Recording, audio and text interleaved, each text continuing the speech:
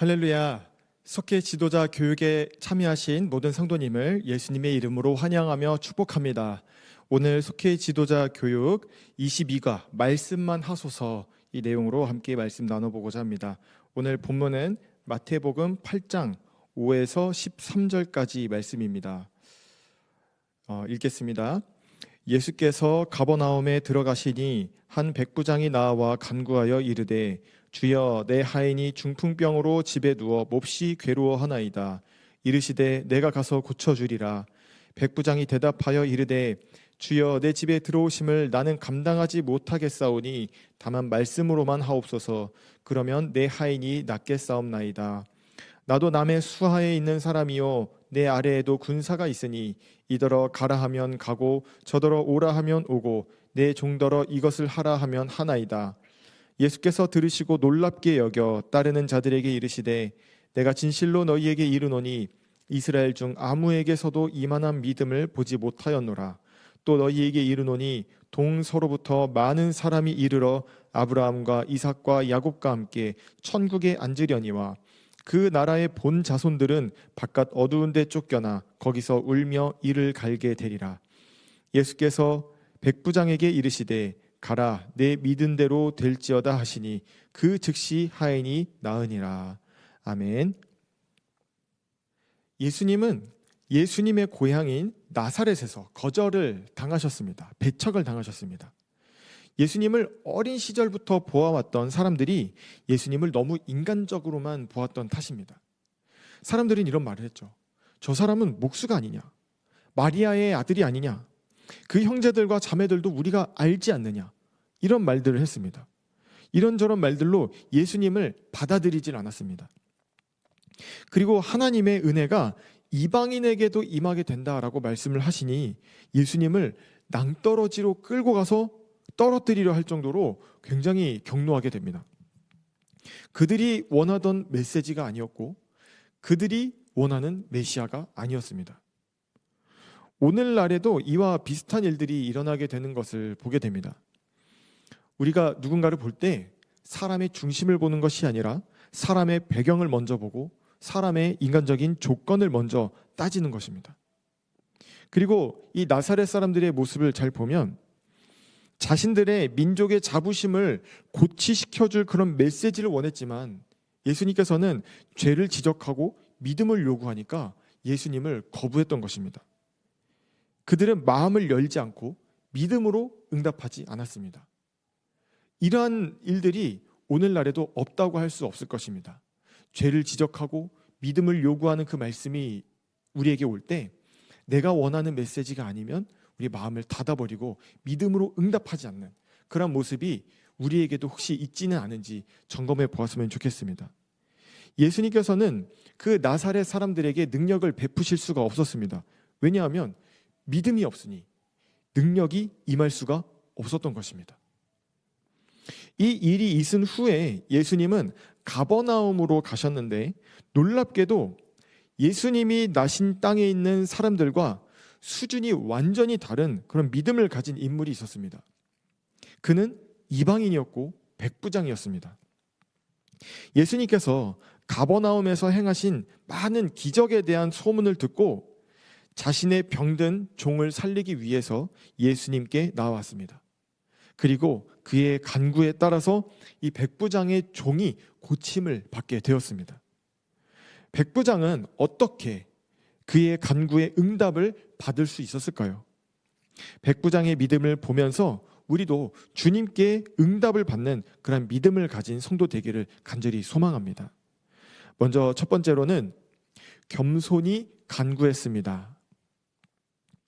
백부장이 기도의 응답을 받게 된 가장 핵심 중에 핵심에는 겸손이 있습니다. 백부장은 로마 군인 100명을 지휘할 수 있는 직책입니다. 지금으로 따지면 중대장 정도에 해당하는 그런 자리일 수 있는데 실제로는 훨씬 강력한 권력과 정치적인 입지를 가지고 있었습니다. 로마에 속한 지방의 지도층을 감시하고 또 반란을 감시하고 치안과 질서를 유지하는 등 사람들에게 아주 직접적인 영향력을 행사할 수 있는 그런 자리이고 직책입니다. 여러분께서도 잘 아시다시피 당시에 이 세리라는 직업도 로마의 권력에 붙어서 정말 막대한 부를 쌓을 수 있었는데, 이 군사력을 힘입고 있는 이 로마 권력은 정말 막강한 힘이었습니다. 누구라도 이 자리에 있었다면 이 겸손이라는 마음을 가진다는 건 정말 거의 불가능에 해당하지 않을까 싶을 것입니다. 그런데 백부장은 지금 우리의 기준으로 보아도 너무나 큰 겸손을 가지고 있는 사람이었습니다. 먼저 이 백부장은 종을 귀하게 여기는 사람이었습니다. 당시의 노예는 물건과 같았습니다. 만약에 이 노예가 병이 들거나 다치면은 이 사람을 고쳐주는 게 아니라 그냥 죽게 내버리고 그냥 밖에 버리고 새 것을 사면 되는 것이었습니다. 그리고 당시 지도층에 있는 사람들은 이 병든 노예를 위해서 가여워하는 그 마음을 가지는 이 자체를 수치스러워했다고 합니다. 그러나 백부장은 그러한 사회의 관습을 뛰어넘고 또 계급을 뛰어넘어서 사람 자체를 귀하게 여기는 그런 마음을 가지고 있었습니다. 그리고 이 백부장은 유대인들과도 아주 좋은 관계를 맺고 있었습니다. 유대인들은 로마를 원수로 여겼습니다. 백부장이 처음 이 유대인들과 관계를 맺게 되었을 때 그 유대인들이 얼마나 차갑고 적대적인 대우를 그렇게 보여주었을까요? 그럼에도 이 백부장은 유대인들을 위해서 선한 일을 많이 하였고, 누가복음을 보면 유대의 장로들이 예수님께 먼저 나서서 이 사람은 선한 사람이니까 이 사람의 간구에 응답하셔야 된다고 그렇게 말해줄 정도의 사람이었습니다. 무엇보다 백부장은 예수님을 주님이라고 불렀습니다. 자신의 나라가 식민지로 삼고 있는 나라의 사람에게 주님이라고 부른 것입니다. 이거는 정말 이빠른 소리도 아니었습니다. 예수님이 백부장의 집으로 들어가려고 했을 때 자신의 집은 예수님이 오시는 것을 절대 감당하지 못하겠다고 하면서 말씀만 하시라고 그렇게 말했습니다. 어떻게 이런 마음을 가질 수가 있었을까요? 정말 너무나 놀랍습니다. 혹여나 자기가 죽을 병에 걸렸었더라면 정말 간절한 마음에, 절박한 마음에 그랬을지도 모릅니다.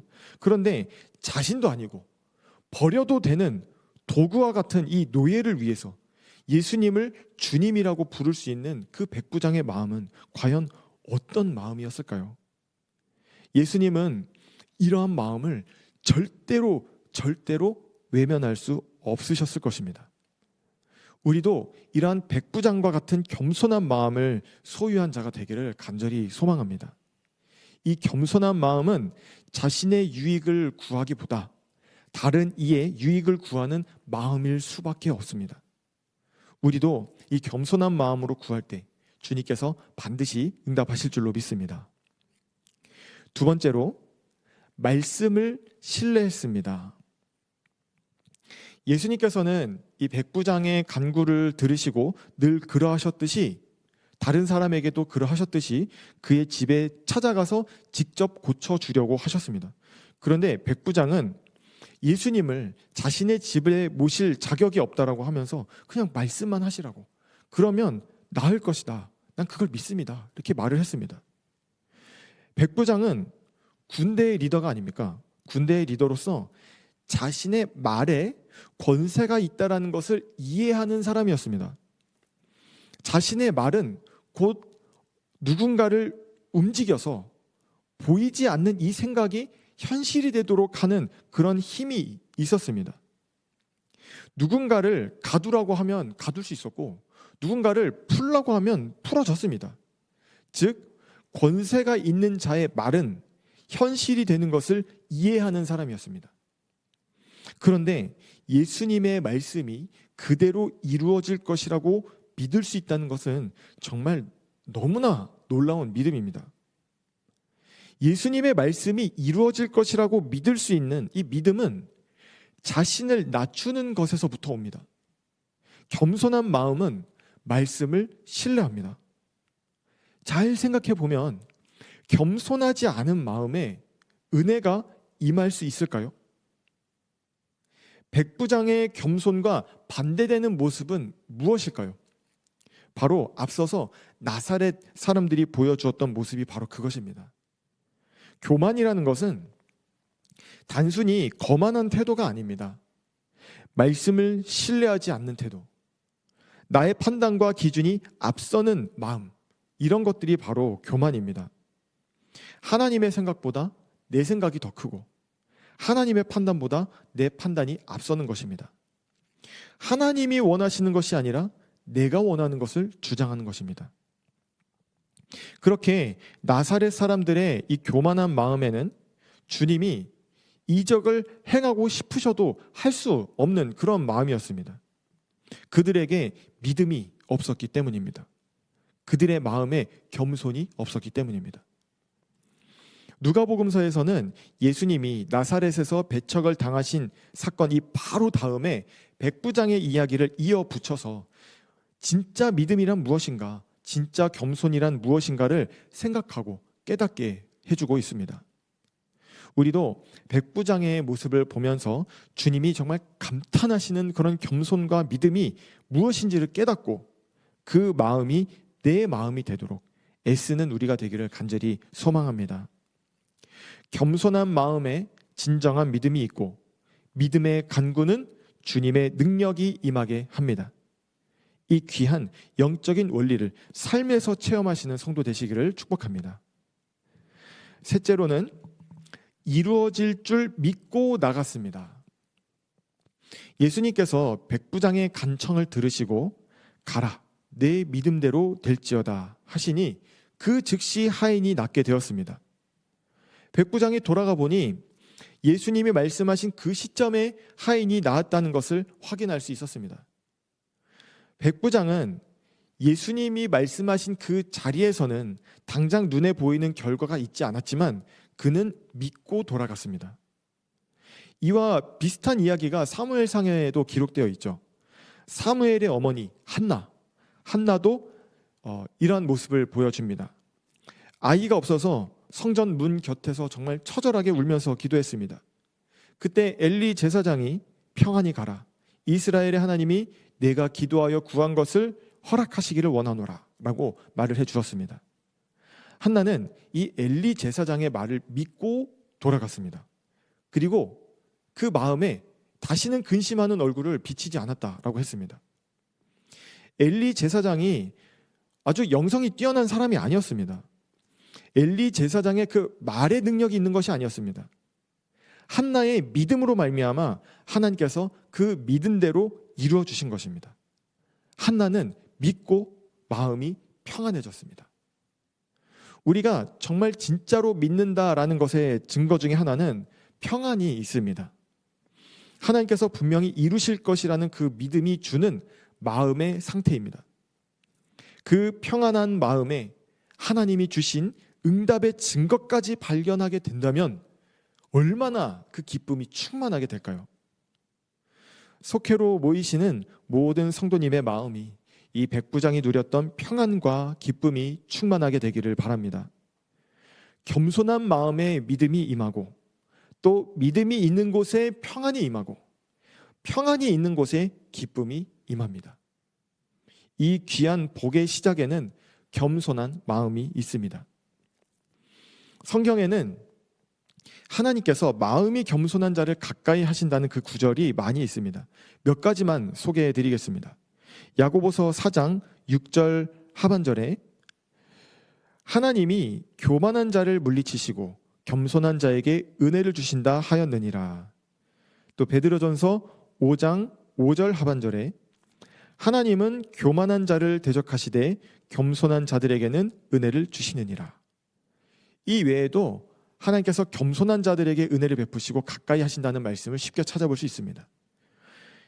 오늘 살펴보신 이 백부장과 같이 겸손한 마음을 가지고 또 그 마음을 가지고 행하며 살아갈 때 주님께서 우리에게 정말 놀라운 복을 더하실 줄로 믿습니다. 그 겸손한 마음으로 주님께 간구하며 구할 때 주님께서 우리에게 속히 응답하여 주실 줄로 믿습니다. 자, 우리 이 내용을 가지고 세 가지 묵상 질문을 함께 생각해보고 함께 나누어 보기를 원합니다. 먼저 첫 번째로 누군가를 위해 간절히 기도했던 순간이 있습니까? 언제였습니까? 두 번째로 가장 신뢰하는 하나님의 말씀은 무엇입니까? 세 번째로 믿음으로 기도해서 이루어진 일에는 무엇이 있습니까? 이 세 가지 질문을 깊이 묵상해 보시면서 하나님께서 주시는 그 놀라운 은혜와 깨달음을 가지고 귀한 교제를 나누시기를 축복합니다. 기도하시겠습니다. 살아계신 하나님 아버지, 우리를 사랑하여 주셔서 이 귀한 말씀을 우리에게 더하여 주심을 감사드립니다. 이 말씀 속에서 우리를 향하신 하나님의 사랑을 발견하고 하나님의 이름을 온전히 찬양할 수 있는 찬양의 백성들이 될 수 있도록 우리를 인도하여 주시옵소서.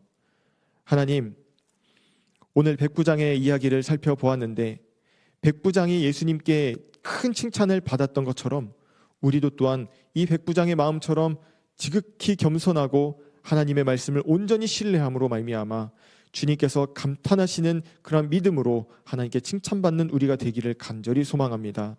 하나님, 나사렛에서 예수님을 배척하였던 그 유대인들과 같지 않게 하시고 우리의 마음이 겸손하여서 나의 생각과 마음이 하나님을 앞서지 아니하고 온전히 하나님의 말씀을 신뢰하며 또한 남을 위하여 나의 유익만을 구하는 것이 아니라 남의 유익을 구하며 기도할 수 있는 또 겸손한 마음으로 살아갈 수 있는 우리가 될 수 있도록 하나님 은혜 베풀어 주시옵소서.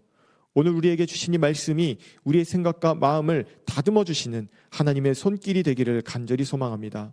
너희는 범사에 하나님을 인정하라. 그리하면 그가 너희의 길을 지도하시리라 하였사오니 오늘 이 말씀이 우리의 발걸음을 지도하여 주시는 놀라운 능력의 말씀 되기를 간절히 소망하오니 하나님, 이 말씀을 통하여 우리에게 말씀하시고 우리에게 역사하여 주시옵소서. 그렇게 우리가 날이 가면 날이 갈수록 우리의 마음이 어린아이와 같이 겸손하여지며 그 겸손한 마음에 평안이 임하고 평안한 마음에 기쁨이 임하게 되는 그 놀라운 복을 누리는 우리 모든 속회가 될 수 있도록 은혜 베풀어 주시옵소서. 그리하실 줄 믿사옵고 예수님의 이름으로 감사하며 기도드렸습니다. 아멘.